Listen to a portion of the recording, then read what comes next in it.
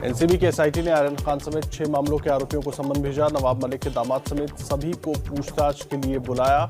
SIT को 6 केसों की जांच सौंपी गई है। क्रूज ड्रग्स मामले में सुनील पाटिल ने मुंबई पुलिस की एसआईटी के सामने दर्ज कराया बयान। एबीपी न्यूज से बातचीत में सुनील पाटिल ने कहा, मैं मास्टरमाइंड नहीं हूं। क्रूज पार्टी की नीरज यादव ने पहली टिप दी थी। नीरज के बीजेपी नेताओं से रिश्ते। महाराष्ट्र के मंत्री नवाब मलिक ने बीजेपी नेता मोहित कंबोज को बताया ड्रग्स केस का मास्टरमाइंड। बोले, मोहित ने शाहरुख के बेटे आर्यन को अगवा किया, 25 करोड़ की फिरौती मांगी। समीर वानखेड़े भी साजिश का हिस्सा थे। बीजेपी नेता मोहित कंबोज का पलटवार। बोले, खिसियानी बिल्ली खम्बा नोचे, 1 महीने तक सो रहे थे क्या? मैंने एनसीपी पर वसूली के आरोप लगाए तो आपने मुझे भी कटघरे में खड़ा कर दिया। मेरा वानखेड़े से कोई संबंध नहीं। राजीव बजाज का नवाब मलिक पर निशाना। कहा, नवाब मलिक के पास आरोपों के लिए कुछ तो सबूत होंगे, उन्हें सामने लाएं। मुझे लगता है कि उन्हें किसी ने मिस इन्फॉर्म किया है। महाराष्ट्र के मंत्री असलम शेख की आज प्रेस कॉन्फ्रेंस। नवाब मलिक के मुताबिक क्रूज पार्टी में असलम शेख को भी बुलाया गया था। कई मंत्रियों के बच्चों को भी बुलाकर फंसाने की साजिश थी। ड्रग्स केस को लेकर बीजेपी नेता राम कदम का महाराष्ट्र सरकार पर हमला। बोले, ड्रग्स मामले में सरकार बैकफुट पर है, पूरा मामला वसूली से जुड़ा है। मामले की सीबीआई जांच की मांग की। महाराष्ट्र के पूर्व गृह मंत्री अनिल देशमुख की ईडी हिरासत 12 नवंबर तक बढ़ी। बॉम्बे हाईकोर्ट ने देशमुख को न्यायिक हिरासत में भेजने के आदेश को खारिज किया। मनी लॉन्ड्रिंग केस में महाराष्ट्र के पूर्व गृह मंत्री अनिल देशमुख की बढ़ सकती है मुश्किलें। ईडी के बाद रिमांड पर लेने की तैयारी में सीबीआई। शिवसेना नेता संजय राउत का केंद्र पर तंज। कहा, केंद्र सरकार हर चीज का निजीकरण कर रही है।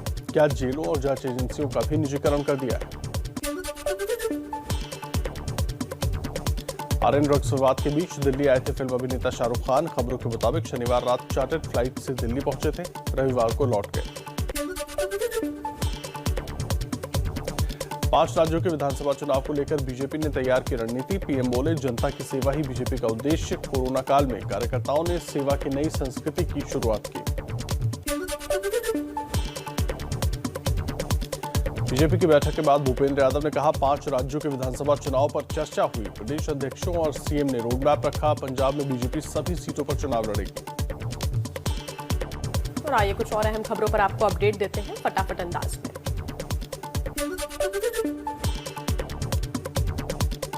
बीजेपी कार्यकारिणी की बैठक में पहुंचे पीएम मोदी का महिलाओं ने छठ का गीत गाकर किया स्वागत। छठ पूजा की थाली लिए महिलाओं को पीएम ने हाथ जोड़कर नमस्कार किया।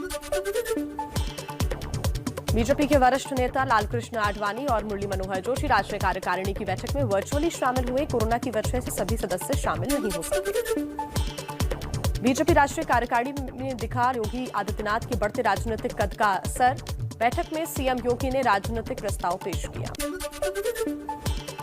राष्ट्रीय कार्यकारिणी की बैठक पर बोले यूपी के प्रदेश अध्यक्ष स्वतंत्र देव सिंह। कहा, चुनावी राज्यों में केंद्र और राज्य सरकार की योजनाओं के काम पर चर्चा हुई। बीजेपी की राष्ट्रीय कार्यकारिणी की बैठक पर कांग्रेस का तंज। कहा, फर्जी राष्ट्रवादियों की कार्यकारिणी की ये बैठक है, ये चीन को लेकर रणनीति साझा करे सरकार। गौतम बुद्ध नगर में जेवर एयरपोर्ट के शिलान्यास की तारीख तय। 25 नवंबर को जेवर एयरपोर्ट का भूमि पूजन कर सकते हैं पीएम मोदी। जेवर में एशिया का सबसे बड़ा एयरपोर्ट बन रहा है। गृह मंत्री अमित शाह का 12 और 13 नवंबर को यूपी का दौरा। वाराणसी, आजमगढ़ और जौनपुर में पार्टी के कार्यक्रम में होंगे शामिल। यूपी में चुनाव ऐलान से पहले इसी महीने पूर्वांचल एक्सप्रेस का उद्घाटन हो सकता है। पीएम मोदी 15 या 16 नवंबर को कर सकते हैं उद्घाटन। लखनऊ से गाजीपुर तक 340 किलोमीटर लंबा है पूर्वांचल एक्सप्रेस। पूर्वांचल एक्सप्रेसवे के उद्घाटन को लेकर अखिलेश यादव का सीएम योगी पर तंज। कहा, पूर्वांचल एक्सप्रेसवे आगरा लखनऊ एक्सप्रेसवे से अच्छा नहीं है। यूपी के सीएम योगी आदित्यनाथ का आज शामली और रामपुर का दौरा। कैराना में योगी पलायन से वापस लौटे परिवारों से मिलेंगे। कई योजनाओं का शिलान्यास और लोकार्पण करेंगे। समाजवादी पार्टी के अध्यक्ष अखिलेश यादव ने अंबेडकर नगर में रैली की। कहा, 2022 में बदलाव होकर रहेगा। बीएसपी से निकाले गए रामचंद्र राजभर और लालजी वर्मा समाजवादी पार्टी में शामिल। बीएसपी सुप्रीमो मायावती का अखिलेश यादव पर हमला, कहा बीएसपी और दूसरी विपक्षी पार्टियों से निकाले गए लोगों को लाने समाजवादी पार्टी का जनाधार नहीं बढ़ने वाला। समाजवादी पार्टी अध्यक्ष अखिलेश यादव ने सीएम योगी पर साधा निशाना, बोले मुख्यमंत्री को लैपटॉप चलाना नहीं आता इसलिए लैपटॉप नहीं बांटे। निषाद पार्टी के अध्यक्ष संजय निषाद का विवादित बयान, कहा अयोध्या के राजा दशरथ के पुत्र नहीं थे राम, बल्कि पुत्रेष्टि यज्ञ कराने वाले श्रृंगी ऋषि के बेटे थे। पश्चिमी यूपी के शामली में आरएलडी अध्यक्ष जयंत चौधरी का परिवर्तन संदेश रैली में बड़ा वादा, पूरे चुनाव के बाद 1 करोड़ युवाओं को नौकरी और किसानों को 1.5 गुना ज्यादा गन्ने का मूल्य देंगे। अमेठी जिले की 2 सड़कों को लेकर लखनऊ में अनशन पर बैठे समाजवादी पार्टी के विधायक राकेश प्रताप सिंह की तबीयत बिगड़ी, अस्पताल में भर्ती, 8 दिन से अमरण अनशन पर है राकेश। पंजाब विधानसभा का आज से 2 दिन का विशेष सत्र, बीएसएफ के अधिकार क्षेत्र बढ़ाने और कृषि कानूनों के खिलाफ प्रस्ताव पास किया जाएगा।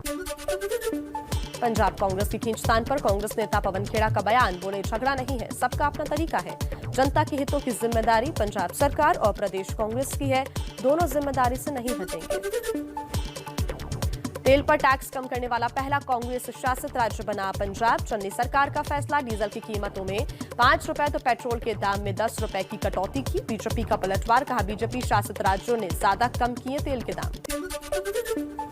पंजाब के फगवाड़ा में अकाली दल के प्रमुख सुखबीर सिंह बादल ने खेला फुटबॉल, पार्टी के लिए प्रचार करने के लिए पहुंचे थे। और चलिए अब कुछ और खबरें आप तक पहुंचाते हैं तेज रफ्तार में।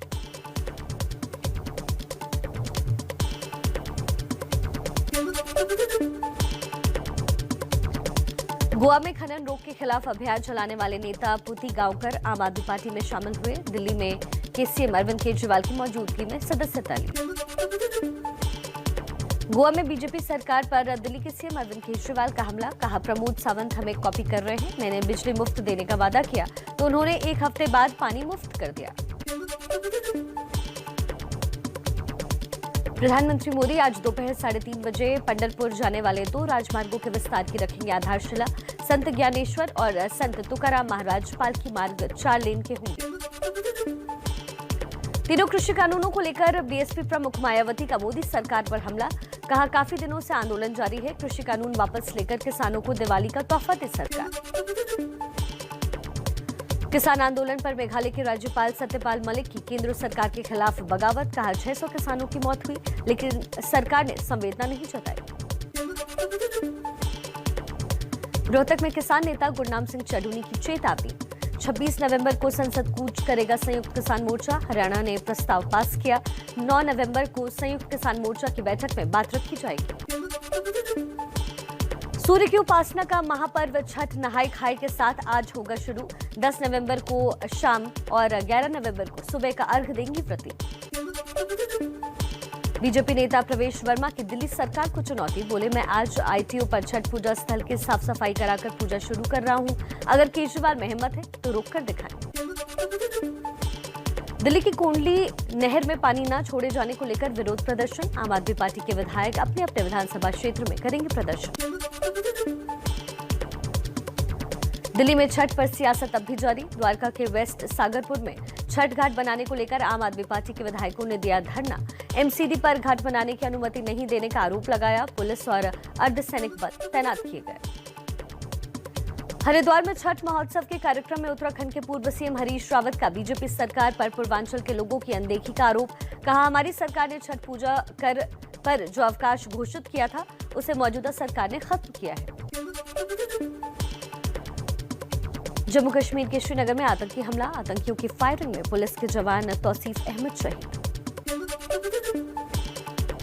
गुजरात के समंदर में पाकिस्तानी नौसेना ने भारतीय मछुआरों की नाव पर की फायरिंग, श्रीधर नाम के एक मछुआरे की मौत हुई, एक घायल। नाव पर 7 से 8 लोग सवार थे। पाकिस्तान ने सफाई देते हुए कहा उसके क्षेत्र में आ गई थी बोट, इसलिए की फायरिंग। शराबबंदी वाले बिहार में जहरीली शराब से लगातार कई मौतों के बाद खुली पुलिस प्रशासन की नींद, बक्सर में कई जगहों पर छापा मारा गया, भारी मात्रा में शराब बरामद की गई। और कुछ और खबरों से जुड़ा अपडेट भी आपको दे देते हैं।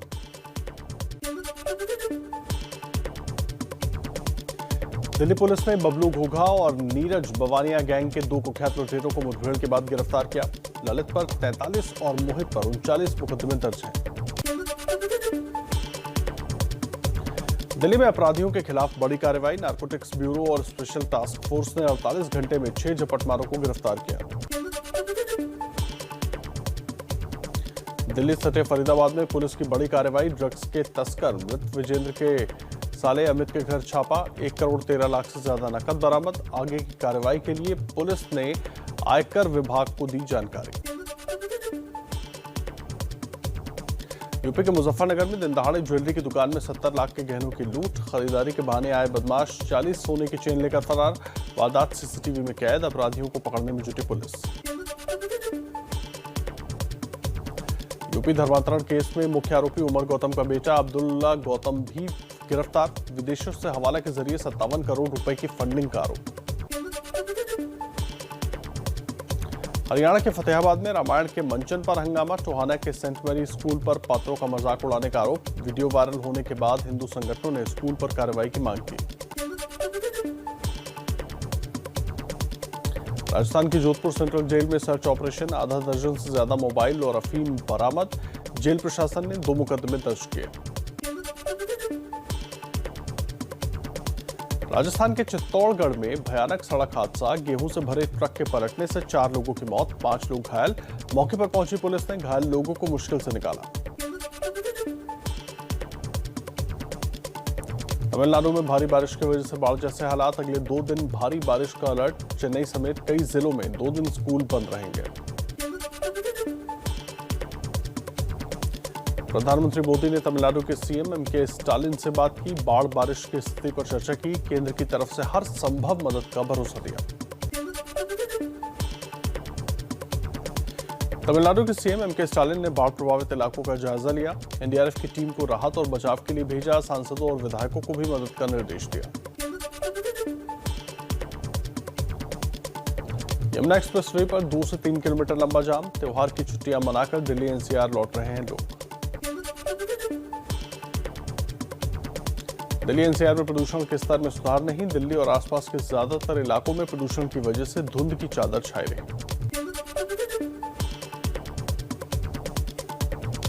दिवाली के बाद दिल्ली में बढ़े प्रदूषण को कम करने के लिए पानी का छिड़काव। कई इलाकों में अब भी छाई है धुंध। AQI लेवल 450 से 500 के बीच। प्रदूषण को लेकर भी सियासत जारी।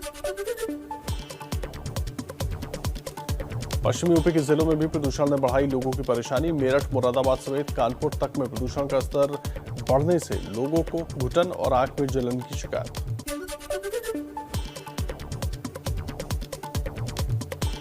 मध्य प्रदेश के सीएम शिवराज सिंह चौहान ने मंच से गाया तुझको चलना होगा गीत। अपने गृह क्षेत्र बुधनी में खिलौना महोत्सव के उद्घाटन में शामिल होने गए थे शिवराज।